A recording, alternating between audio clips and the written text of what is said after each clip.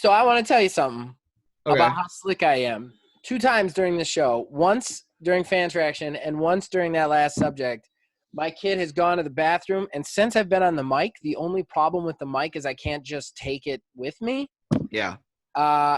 So, and I have gone and helped her on the bathroom, and it hasn't seemed like I've walked away.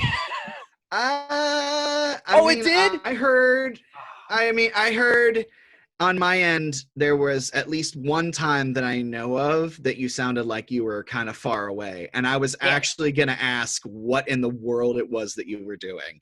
Well, I wasn't even trying to talk. Like, I was trying to just go in there. Like, I picked a moment where, like, you were going to be talking for a while, and then I just ran in there and, like, wiped her butt. And then, like, got her off and then came back in. I mean, hey, you did all right. You did all right. I did all right, right? I did. At least it's okay. It's serviceable. Time to get your fix.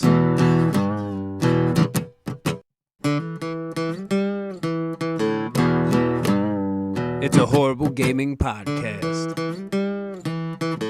It's not good. It's not great. Horrible gaming podcast. It's not even what you would call fair. It's really not that good.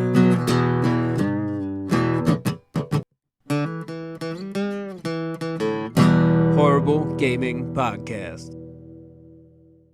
Hello, welcome to a Horrible Gaming Podcast. This will be episode 39.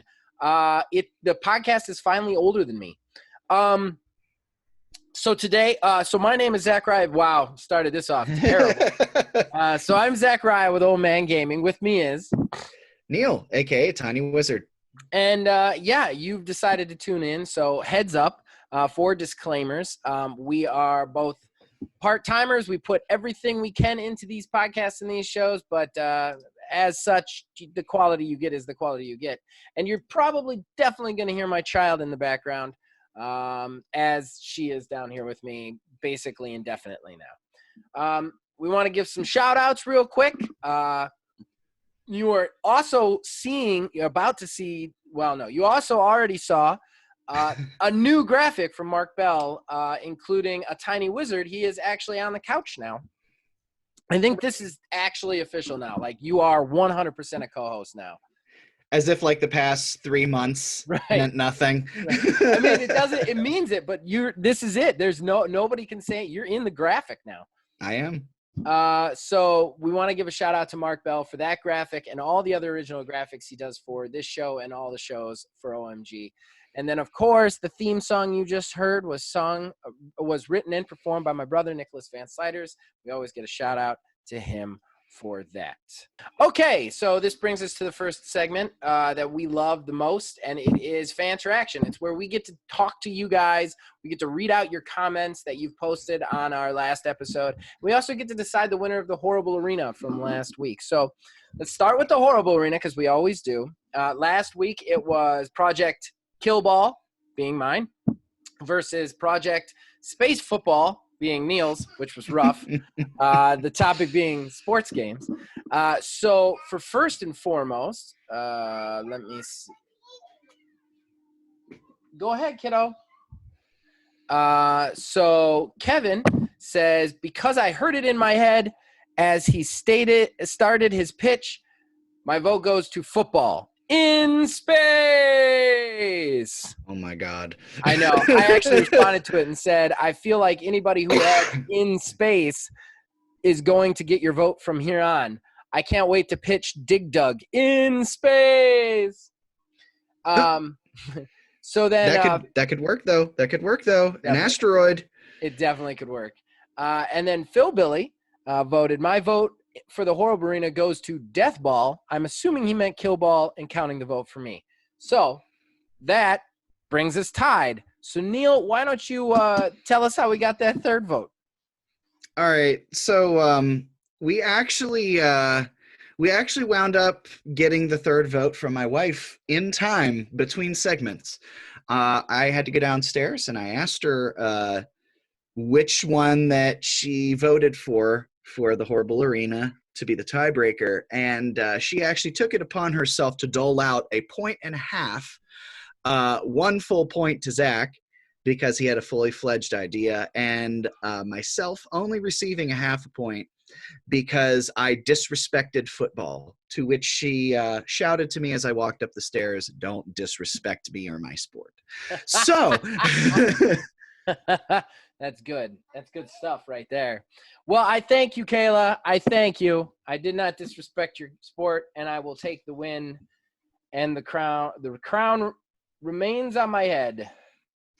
So let's go to the rest of the fan interaction. Now, the question we asked was, what game should be a movie? Which I've got some thought about. The question. So Kev answered that question. Said the game that should be a movie is Super Metroid with it's an anti-heist movie because the hero is hunting the culprit of a heist, leading to the planet that houses secrets of the main character's past, ending with a heartfelt sacrifice. Not a Metroid guy, but that does sound good. Phil Billy also weighed in on this one. And he said, game that should be a movie. I actually think they did it right. Monster Hunter would make a good movie. That's right. Well, guess what, Phil Billy? They're making a Monster Hunter movie. It's got that girl from all the Resident Evils who was in Fifth Element. And then Mila Jovovich. And then a lot of Chinese people, from what I understand, because I think it's actually made overseas, isn't it? I don't know. I've seen the screenshots, and they look amazing. However, I'm going to say this. From what I've seen, it's either going to be the best movie ever or the best movie ever because it's actually the worst movie ever. like that's what I've seen. Like, the costume design looks really good, but at the same time, I'm very nervous about this. Yeah, I just read like an excerpt of like the what the plot is going to be for that movie, and it's I think it's going to be the latter one. Yeah. I'm hoping that isn't as true as what it is supposed to be, but I do like that they actually have somebody playing an actual character from Monster Hunter World. And what's weird about this movie is in the video games, none of the characters have names. They're all just like a descriptor, like first sergeant or commander or admiral. Like, that's what you call them. None of them actually have names that you say. So like, it's very weird to see a character in there that's very clearly from the game, and I'm like, are they just never gonna say his name? What's gonna happen there? So with that being said, what game do you think should be a movie? Well, I think I got two. One of them is apparently in production. We're not sure. Is the Uncharted movie. I mean, it's been in development hell for quite some time. But I mean, just how that game plays and the story behind it, like, I mean, it's just Indiana Jones pretty much, but I think that would make a great one. But the other one that hasn't really been brought up so much yet, I think, while I am not a fan of scary movies, this scary game was done very well, and that would be Dead Space. I think that's one that a lot of people out there would agree with you on, actually. What about you? What would you turn into a movie? All right, I'm gonna feel the soul of Logan. I know he's not on the show right now, but I'm gonna channel him, and I'm going to cheat because I don't think games should be movies. I have a serious problem with the fact that, like, the highest level of your art, like, your art hasn't made it. If it's like long form story art, the only way it's successful is if they make a movie out of it. Like, I don't believe the video gaming experience lends itself to good movies. I think the video gaming experience tells stories in a different way than movies. And I think the real reason you like playing video games or you like a game is because you're deciding how it goes. So no matter how you put it on the screen, it's going to piss somebody off. So you didn't like the Max Payne movie? Like, one of your favorite games? You didn't like the Max Payne movie? I mean, granted, I hadn't seen it either, and I'd not played the games, but I know a little bit about it, and I know it was pretty interesting. Yeah, you're surprised to hear that, like, I'm slightly upset about them taking one of the most important video games of my childhood and just raping it. Yeah, I'm a little upset about that. I mean, and all the movies, I don't think that you can do I don't think you can do, like, even the most linear games. The best part about them is what you're doing, not what you're seeing or reading. So, like, I don't feel like they should have movies. I think that a good game is a good game. They make more money than movies anyway. Like, I don't ever want to see, like, Red Dead Redemption 2 was amazing. It was one of my favorite games of all time. It moved me. It made me cry. It made me laugh. It made me love playing it. You can't do that again in a movie, because the only reason it was good is I'm connected to the character, because that character becomes an extension of me. I just don't think so. I think that's a problem with movies right now too, is like, it's the same with books and comics. Like, everything, if the only way it's successful is if, you know, the Russo brothers make something out of it. And I just don't agree with that sentiment. I want them to leave games alone, honestly. As long as you don't deviate too much from what's been established, I think that's like the cardinal sin when it comes to game movies. I mean, I guess, but still, like, if they made a movie out of Mass Effect, right? Like, I don't want to couldn't. You couldn't. I don't want to get too into this, but if they made a movie out of Mass Effect, you would hate it. Everybody would hate it, because they would either go all Paragon or all Renegade. And, like, that would be terrible. That would be terrible. Like, that kind of stuff is like, the only way that game could be told is in a video game. And I like it that way. That's how I want it to be. I would say the only way to make a successful video game movie is to stop trying to use the source material and instead make spin-offs of other characters in the game. Like they're making a Borderlands game. I don't want to see Lilith and Roland and Brick as the main characters. I would rather you just make a character, put him in the world of Borderlands, then you can tell whatever story you want. I get to see the aesthetic of Borderlands, which is what I'm excited about. And then that's it. You could even make the other characters make cameos, but, like, don't make it about the stuff that the players already did, because the players did that. And they did it their own way. You're taking that choice away from them, I guess, is what I'm saying. While I do kind of agree with Phil, Monster Hunter would be interesting, and I'm still gonna watch Sonic the Hedgehog at some point, because you should. I'm an a-hole, but still, that's my hot take on it. So moving forward, Kev Too Tall does want to say that hearing your wife in the co-host means you are doing it right. Smiley face, commenting on I said I'm hearing my wife in you when you corrected me on the decline thing. And he points out that you're doing something right there. Then he also said, if the PS5 has a heat issue, think back to the 360's Red Ring of Death. It lasted years and didn't sync the 360. I responded in text in the same way I'm going to respond here and now. That's a very different situation. The 360 was nearly $200 cheaper than the PS3, and that's how they got away with it.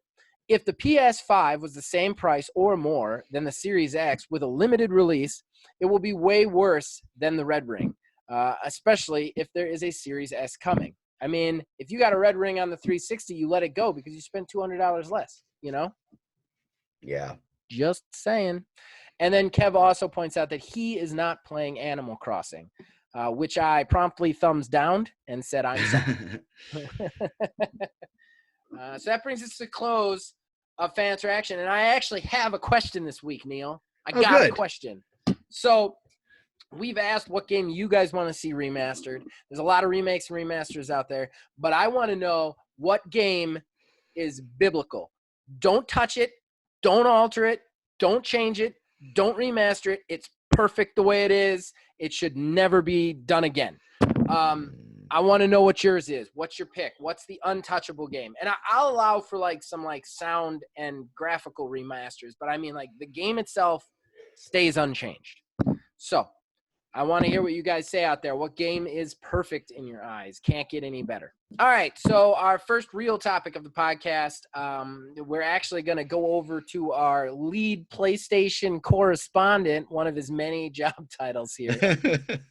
Neil, you have had a chance to play the Final Fantasy VII Remake. Yes. It looks really stupid to me, but I want to hear what you think. So you know what? Whenever we talked about this a while ago, I was super, super cold on it. Like it's ridiculous. I don't want to play a part of a game when Right. who knows how long till the next one comes out. And it's such a small And part too. yeah, so I had I was like, oh well, I'd kind of pushed it off.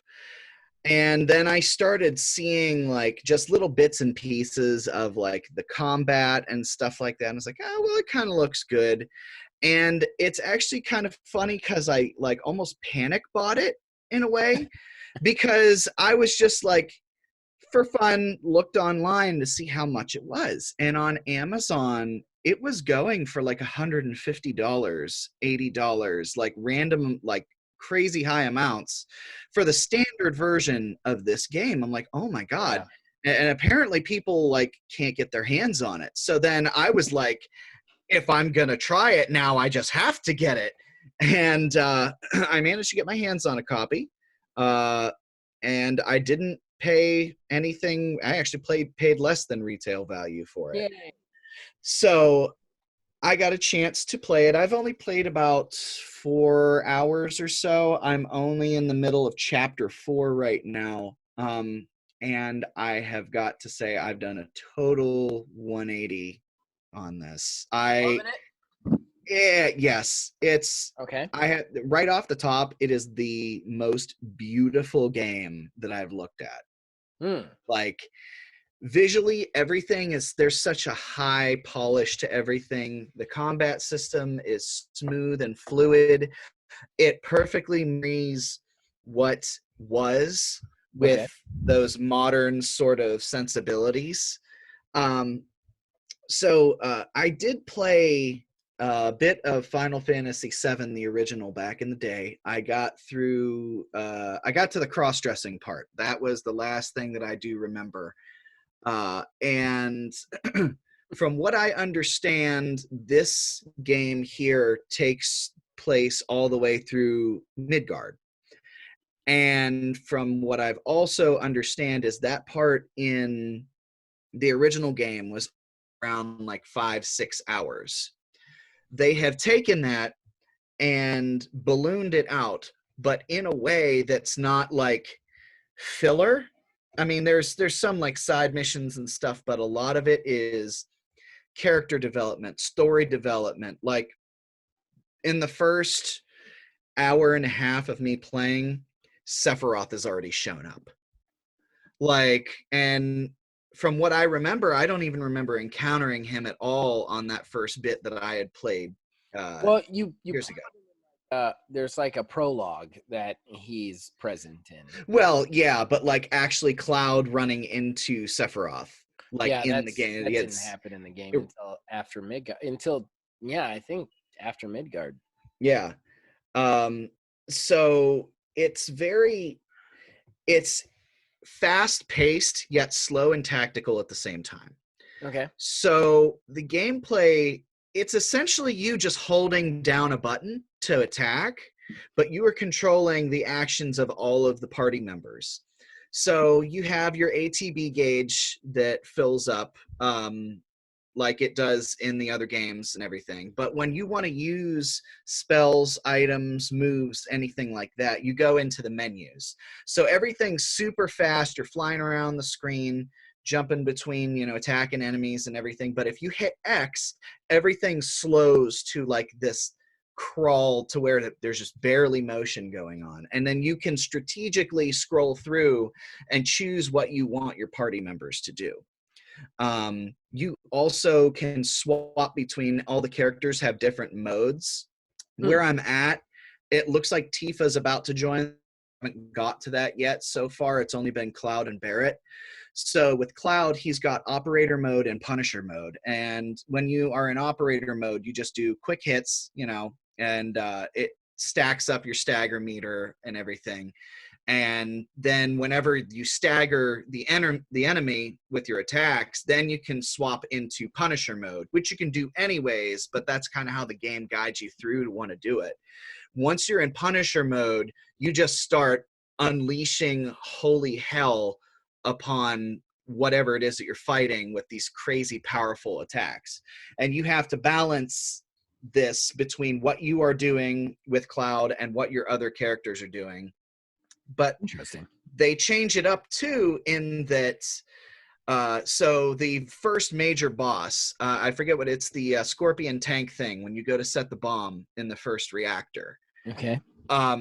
That thing, when you're fighting it, can actually physically grab one of the characters and holds them and continues to damage them. And then you have to stop what you're doing and use the other character to somehow free them. It's very action based, and it gives me vibes of, a lot of people like compare it to the Kingdom Hearts battle style. Yeah, I that's would what I've not say heard. that. I would not say that at all. Maybe in how it like the motions of the attacks and how you kind of have to think about things, but I think of it more so like Devil May Cry almost, with the Really? action. Oh Okay. yeah, it is crazy action. Okay. It's not turn-based, but there is a mode that you can turn on that's I forget what it's called. It's cinematic or easy mode, but those two modes are effectively the same, where it winds up being a turn-based thing. Okay. But I mean, overall, the visuals, the graphics are fantastic. Everything's super polished, tiny details everywhere, things that you would never even think about, like when you are down in the slums and looking up and you can see all the details on the bottom of the plate and see through, and you can see on top of the plate as well, things that you would never even think to look for, but you Right. see. And I mean, this isn't even being played on a PS4 Pro. This is just a PS4, the slim version. I can only imagine what it looks like on a Pro, but I have not encountered a single bug, glitch, anything like that along the way. They did a fantastic job with this game, and I cannot wait to play the next part of it. Okay. Well, that brings me to my big question and my big problem with this game is, from what I understand, I mean, from what I've seen, because I did some research into it, it's not coming to Xbox for a while, so I just had to look up videos and stuff. Yeah. This game is like covers like 5 hours of the original 40-hour game. Yeah. And they blew that 5 hours into like its own 30-hour thing. And from what I understand, the filler isn't that great. Like, should they have done that? Like, Well, I think the ballooning of the amount of content that they get out of it, half of it, I would say is definitely, I would say is worth it. Like they're delving into all of the characters, like Jesse, Wedge, all of right, them. right. They're fleshed out people now. There's more so like things to interact with. So there's stuff there, but I think the filler stuff, which fortunately I haven't come across yet.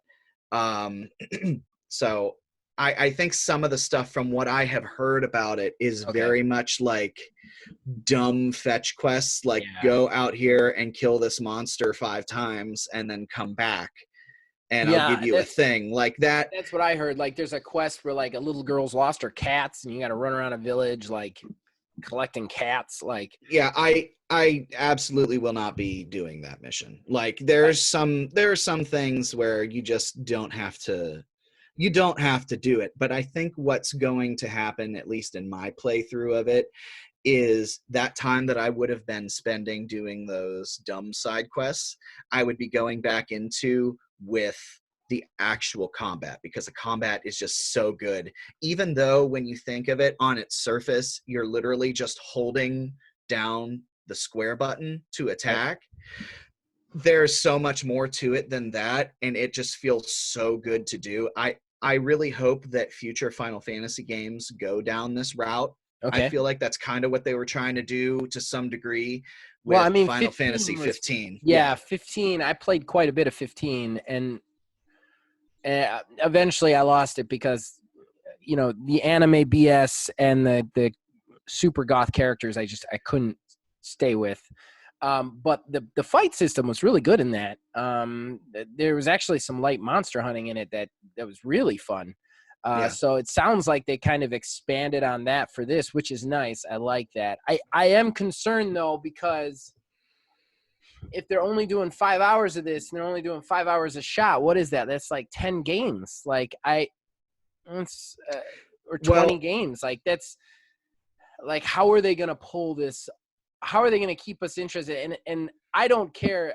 There's the developer actually said that we should do shorter, quicker releases, which I don't argue with. But even if you release this game every year, that's 20 years. Like, I'll be dead by the time the last one of these comes out, basically. So from what I have what I understand is Tetsuya Nomura has also said too that they're not going to change a lot of what the main story is. Right. So like while there are different things in what's going on in the part that I'm playing through right now, from what I remember, it's not going to be a brand new game. Right. It's going to be it's what I would compare it to is more so like the Resident Evil 2 remake. But that's where even it's more fleshed out. But go ahead. Not to interrupt, but that's even more of the problem. Like if they do the entirety of the content that was in the original game plus, 20 hours extra of gameplay, like that's 20 freaking games. Like that's like, if they're not cutting anything, like, I don't know. I was kind of surprised at I think it's cool, don't get me wrong, that they took a chunk of a game that was only 5 hours, they blew it up to 30 hours, and they made a working game out of it, which everybody says it is, and I'm not arguing it. It actually looks really good. I haven't seen any bugs in the combat system, just look entertaining. I mean, but what are they going to do down the road when the next game is only 5 more hours, and then the next game after that is only, like, they got to cut something somewhere, right? What I think a big part of what I'm seeing, at least so far with what's going on right now where I'm at, it's a lot of establishing and background, and this is what's going on, and Shinra and what they're doing and everything. I don't think the next games will take as long. Well, I mean, what I'm talking about, who knows about development, but like the following games, I don't think they're going to dwell too much on that whole what's going on, setting this, that, and the other up. You're at that point going to know what's going on and be invested.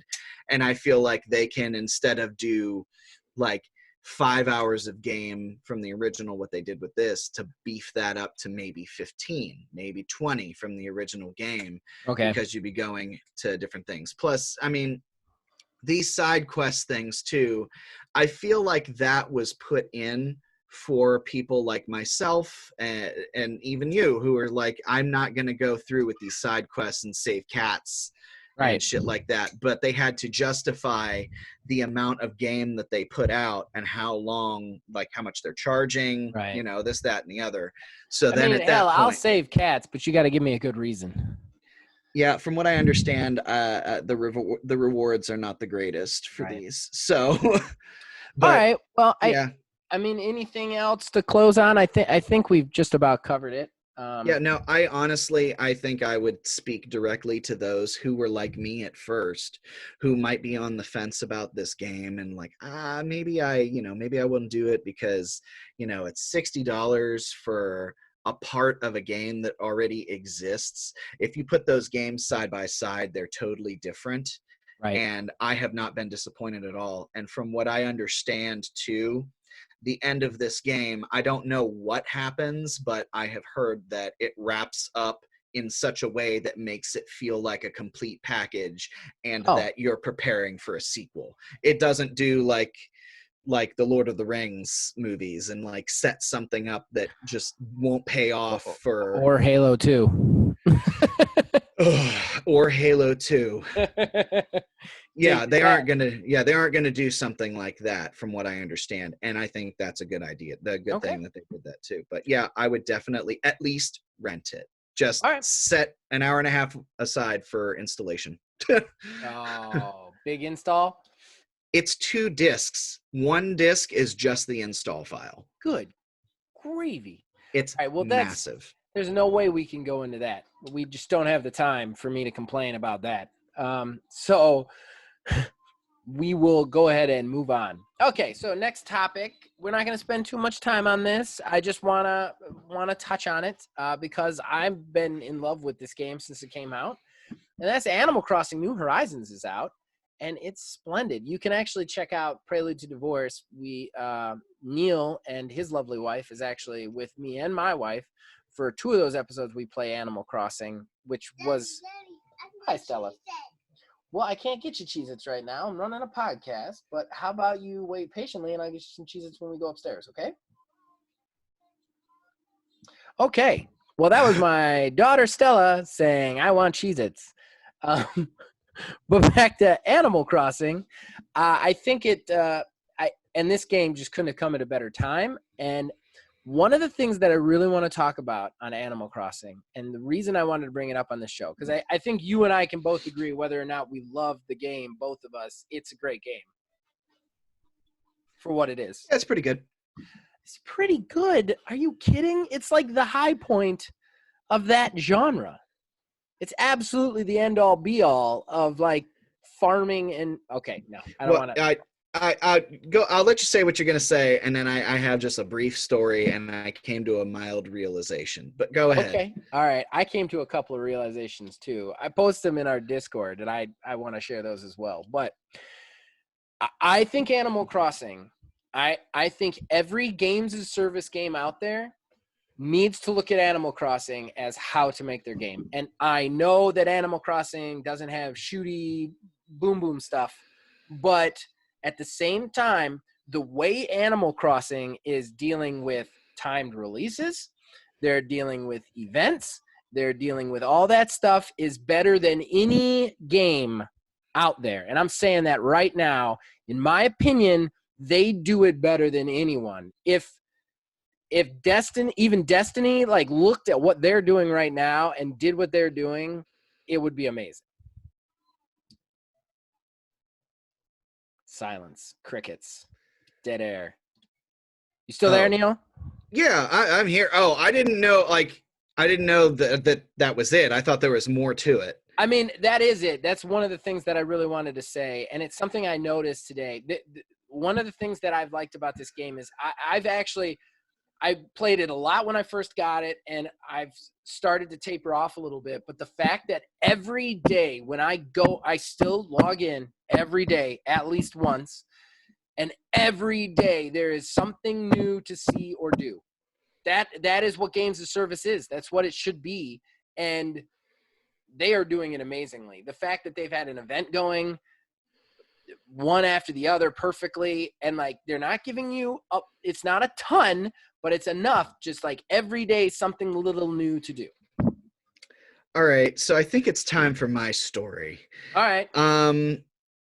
So there was like weird scheduling stuff going on a week or so ago between me getting called into work and having to do schoolwork and everything that I had to do in my everyday life. And the whole time during the week, I was like, I got to make sure that I go to the terminal and get my Nook miles. And I was like, okay, doing it. And then the one day I was just so busy, I realized I forgot. I was like, oh my God. And then I go back in and it started the cycle over again. Right. And it was at that point that I realized, like at that point I was like, like the only reason that I was really getting on for a while was for that stuff. And then I thought on it more. It's like, well, I mean, all I did was go through, hit all my rocks, dig up fossils, and go to the terminal. Sell off everything that I collected for the day and shut it off. Maybe build a thing here or there. And I'm like, this is not like I found myself beholden to the routine and not the game itself. And from that, once I realized that, I actually didn't play for like 4 days. I'm like, I didn't care. I jumped back into Doom Eternal. I went over and started playing Final Fantasy VII. Okay. And I never once did that feeling of anxiety come back. And now Yeah, sorry. Keep going. Oh no, you're good. No, I started to interrupt. I apologize. And now, like, I played a little bit today, but at the same time, it's just like I'm just kind of shuffling trees around, maybe on the island. I built a wall out of stone yesterday, and that was about it. And I really, once I lost that streak, I was like, okay, well, what really is there? And I kind of did this with there was a Yu-Gi-Oh game that I played on my phone for a while because I love that card game and I don't have my cards anymore. So I jumped back into it and it was the same sort of deal.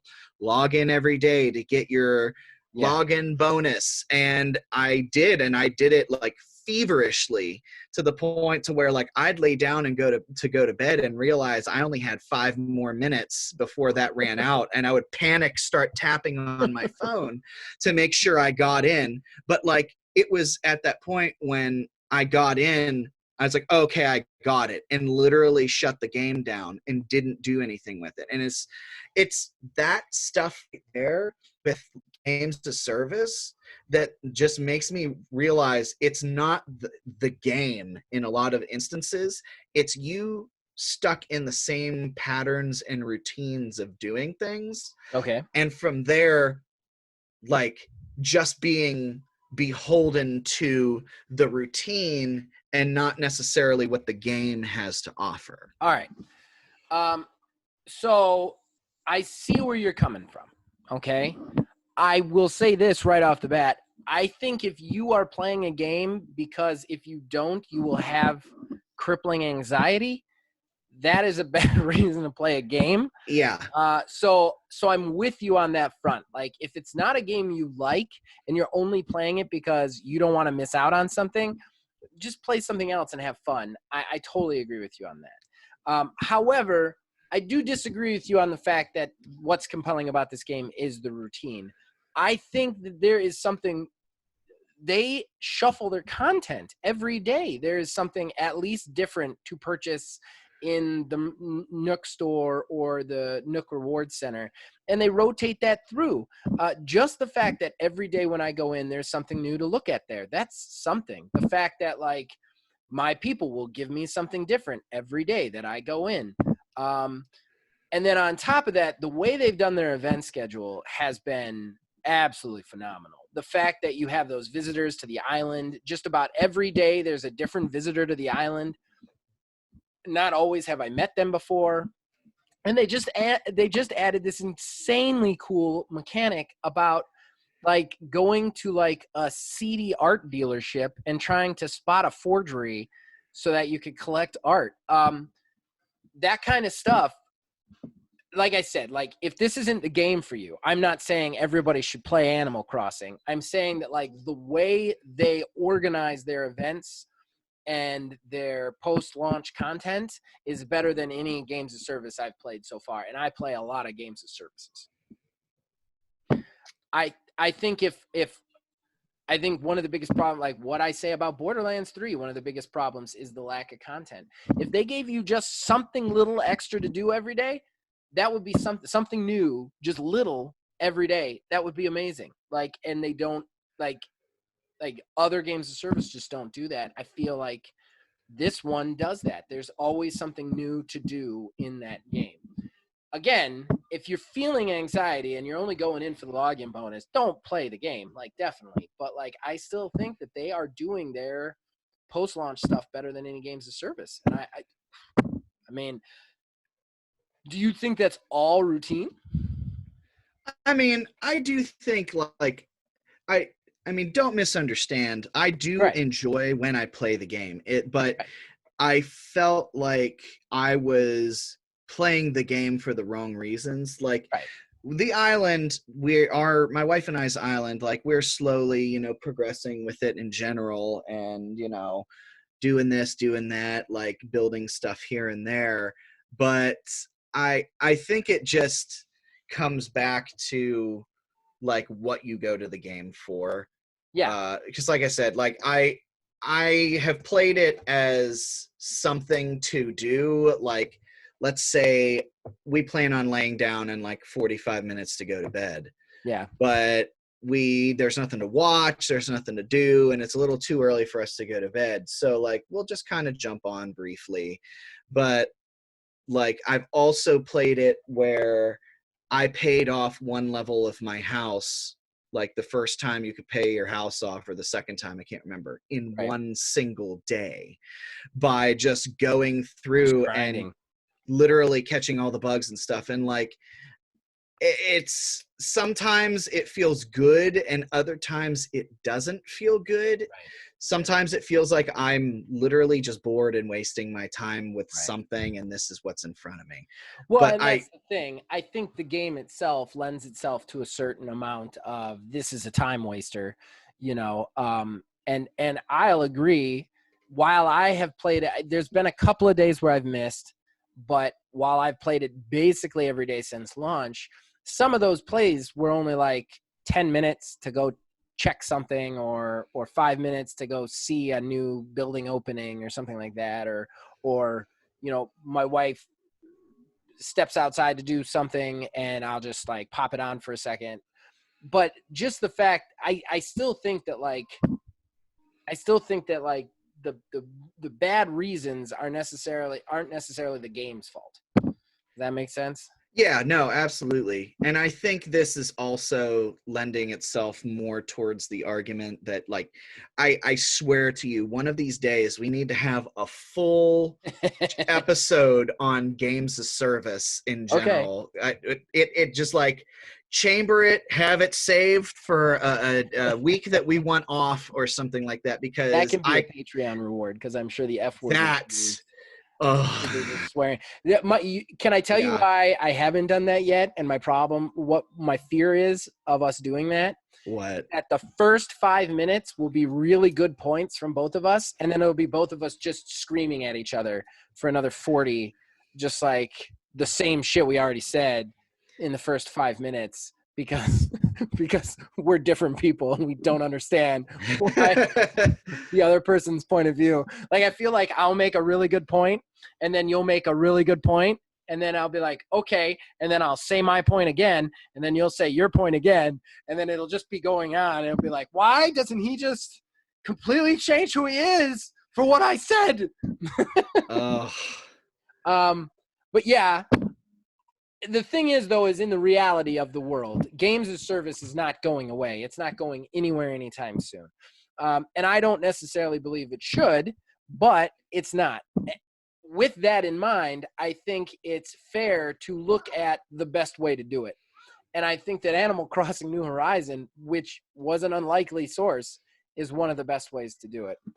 I will say a couple of other weird things. I'm probably going to out myself as a furry now. I'm not actually a furry, but I'm going to look like one by saying this. I want to marry them. Oh my God. We're back on this again. Don't get me wrong.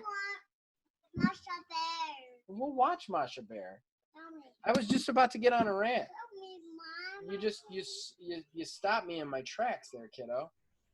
Stopped me right in my tracks. I was about to talk about animals and inappropriate things. Okay, I'm not saying that there should be banging them animations at all. I don't want that. I don't think that should exist.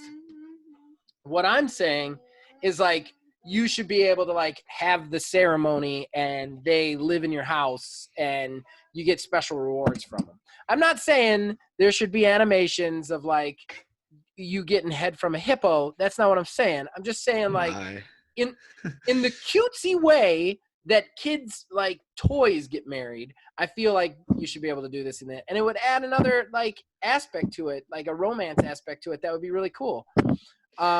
So now that everybody's gonna make fun of me for that, let's just keep this train going. Number 2, I have this weird inner core belief that I'm gonna out myself on. I've never said this out loud to anybody really, but I have this strange belief that all fantasy worlds are actually worlds that we're just getting to like glimpse in or see or participate in, kind of like the Lego movie. So like I will never not play this game because I will be afraid they will all die. I should have never started this game because that's the way my brain works. So like the anxiety I will get will have nothing to do with logging in. I'll be like, Dude, Bubbles the hippo has not seen me in like 4 days. She probably thinks I drowned. Oh, God. That's different. That's different. I mean, I'm pretty sure a capitalist raccoon would take care of the whole island. Yeah, he totally would. Because he's a nice guy. He's a nice guy. Why is everybody so hard on Tom Nook? I want anybody out there, I challenge anybody out there to find a 0% interest, no late fees home loan for $300,000. And then you come to me and I'll say, okay, Tom Nook's a bad guy. Jesus, my wife did call the game a cult simulator, though. Cult simulator. Yeah, because she's like, you all live on an island. You can't get anything from anybody else anyway. True.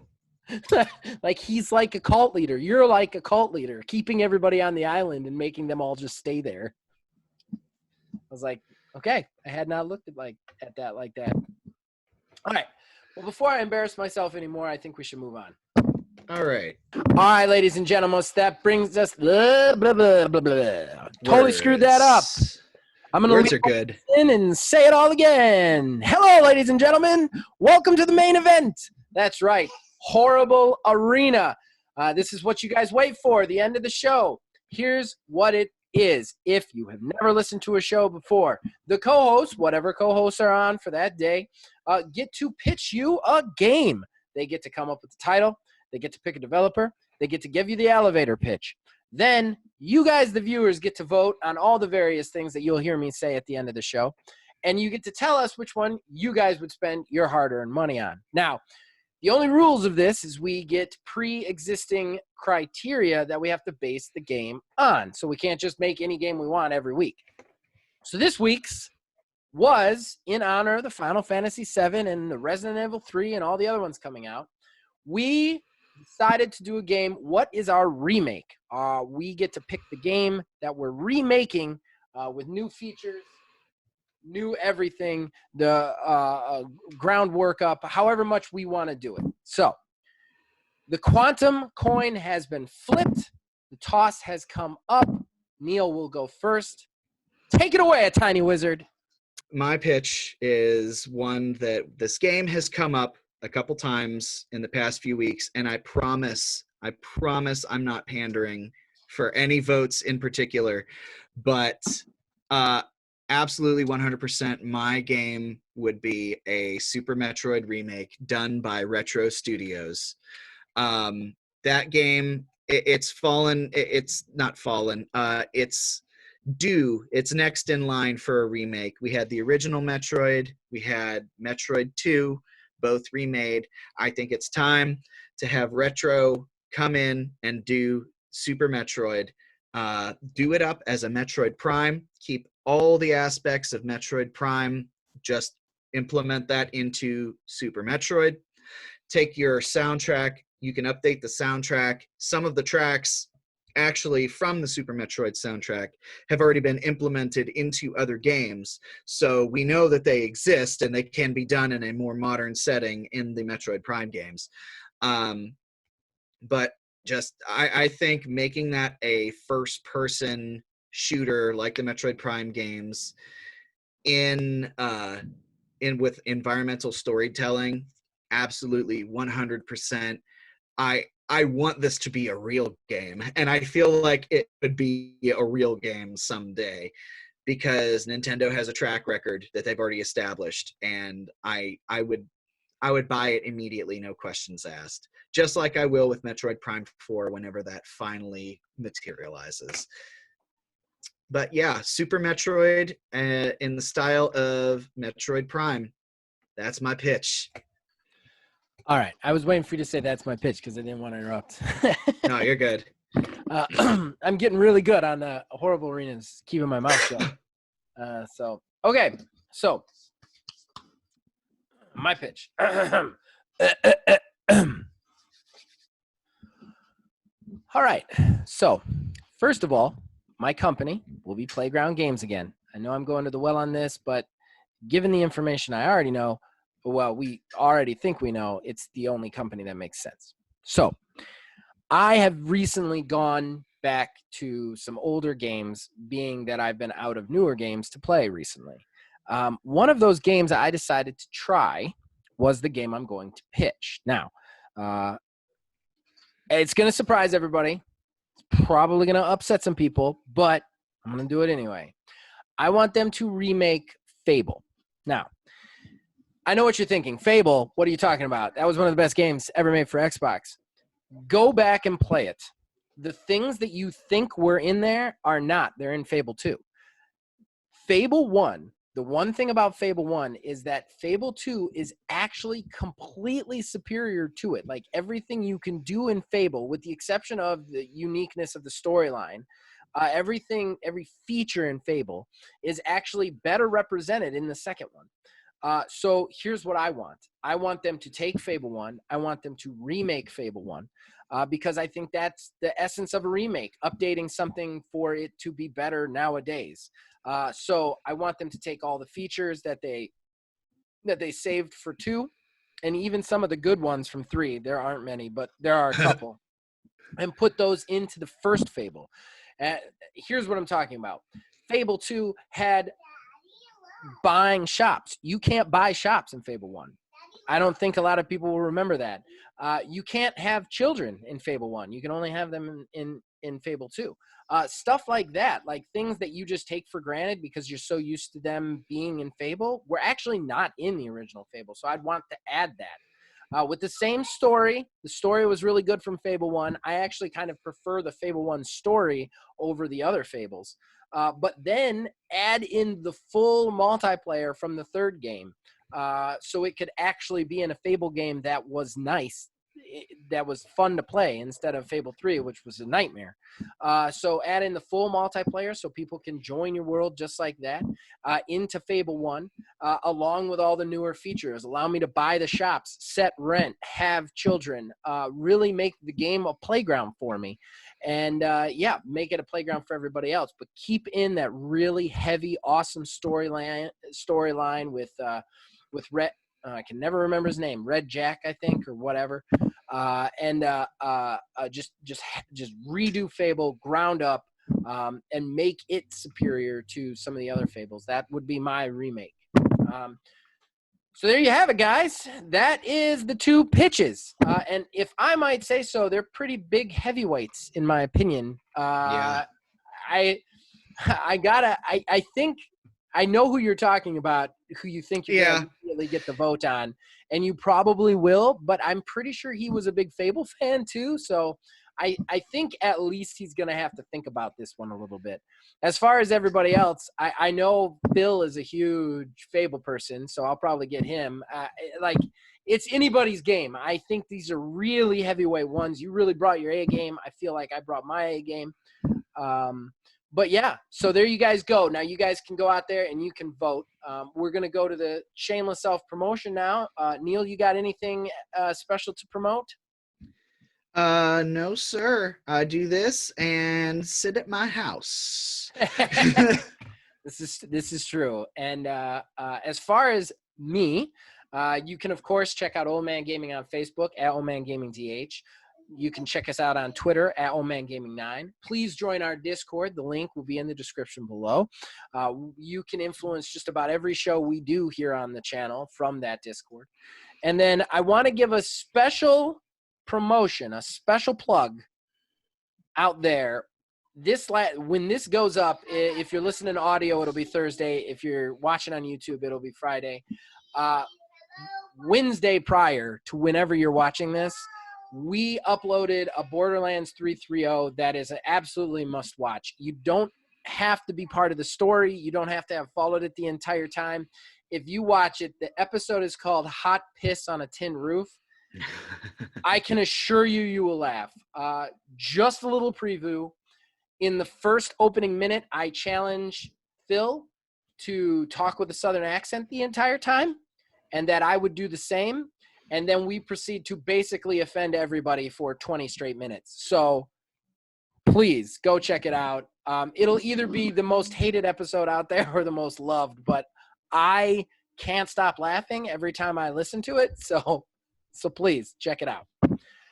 And that brings us to the conclusion of the show, guys. We so thankful to you. We're on an upswing right now. We're up to 153 subscribers. We've got 20 people in our Discord and still growing. So please keep on liking and subscribing and sharing. We enjoy all the time we get to spend with you guys. You allow us, some kind of middle-aged nerds, to do what we've always wanted to do in some capacity. And with that, as long as you guys keep watching and listening, we will keep making this. We'll see you guys next week. Coming up here to declare that we're eating sushi for lunch because I'm pissed. Oh, okay. I've just been informed that I'm getting rage sushi for lunch. Rage sushi? Rage sushi. Yeah. So long story short, Kayla's been fighting with unemployment with Ohio for a hot minute, and she finally got through to somebody today, the first time. And it's like, that on its own is like a fucking unicorn, right, to be able to get a hold of anybody at all. And they finally, she talked to somebody, and the girl was like, oh, well, we can't do anything, or I can't do anything for you about that. I'm going to transfer you, but here's the phone number in case we get disconnected. And she did the transfer, and the transfer just brought her back to the main menu of everything. Oh, that's annoying. Yeah. That's yeah. annoying. So she's been very grump, and she now just informed me that I'm getting rage sushi for lunch. So that's awesome. That's awesome. I do want to say this would have been the cold open right here. I said, I realized it the second. I'm telling you, we're going to merchandise it. That's what's going to happen. I got so sad. I was like, oh, this is such a great story. I know. And the second too, when this all happened, it all popped in my head. It's like, yes. And I said the word, the naughty, naughty, dirty word that nobody can say, because it's punctuation for me. It's like a comma. I just use it everywhere.